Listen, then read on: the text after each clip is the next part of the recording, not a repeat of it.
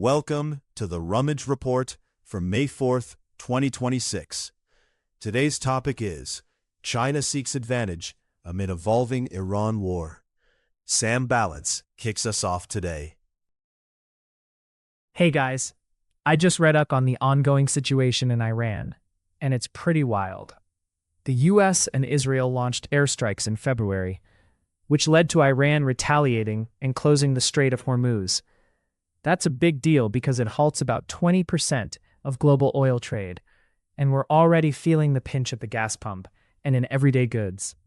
Prices are spiking, and while President Trump is meeting with energy firms to manage the fallout, those tariffs on countries trading with Iran could hit our wallets even harder.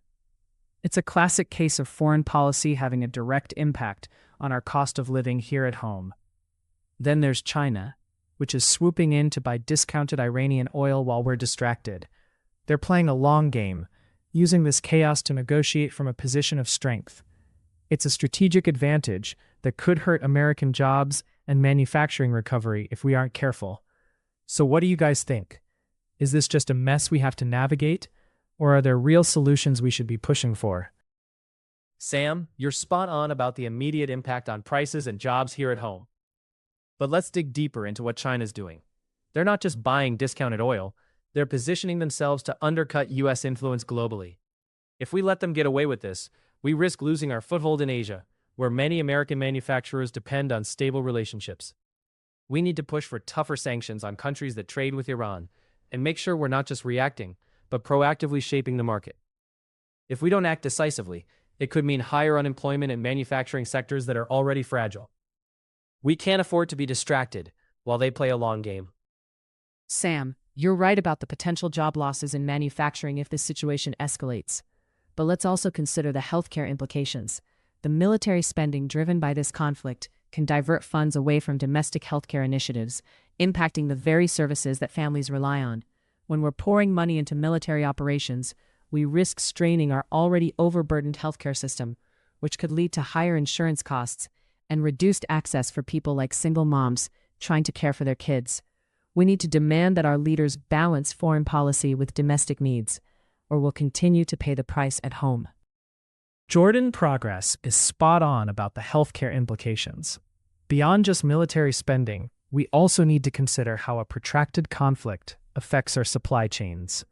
For instance, many medical supplies are imported, and if tariffs go up or shipping routes are disrupted, we could see shortages and rising costs for essential items like medications and equipment.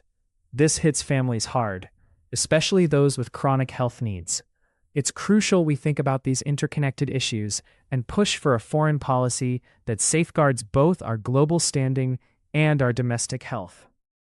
Sam, you're right about the potential for job losses and the broader economic impact. But let's also consider the farmers and agricultural workers who depend on stable fuel prices for their operations. Rising energy costs directly affect their production costs, which can lead to higher prices for food. If we don't stabilize this situation, it could mean higher grocery bills for families across Ohio and beyond. We need to ensure that our foreign policy takes these domestic economic realities into account, or we risk exacerbating the struggles of hardworking Americans just trying to put food on the table. Casey, you raised an excellent point about the impact on farmers and agricultural workers. But let's not overlook the long-term effects on education funding as well. When military spending increases, it often comes at the expense of critical domestic programs, including education.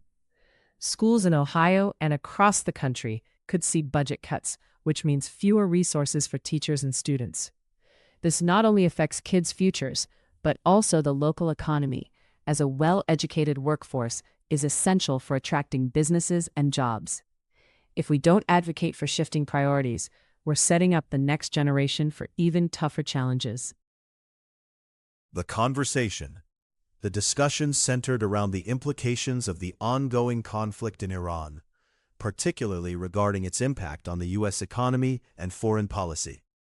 Sam Balance emphasized the immediate effects of rising oil prices and the strategic advantage China is gaining by purchasing discounted Iranian oil. Casey Liberty agreed on the economic consequences, but argued for tougher sanctions to counter China's influence and protect American jobs. Jordan progress shifted the focus to domestic issues, highlighting how military spending diverts funds from healthcare and education, creating broader societal impacts. The disagreement arose primarily in prioritization.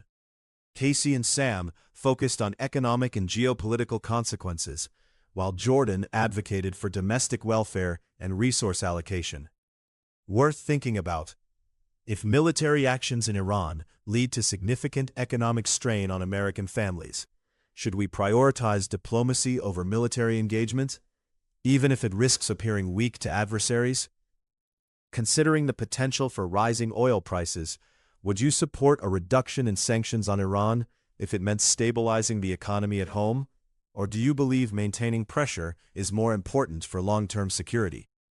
How do we balance the need for a strong military presence abroad with the growing demands for funding in education and healthcare at home, especially in times of crisis? If you asked me, and remember, I'm a raccoon, I'd say sometimes you have to dig through the trash to find the real treasures.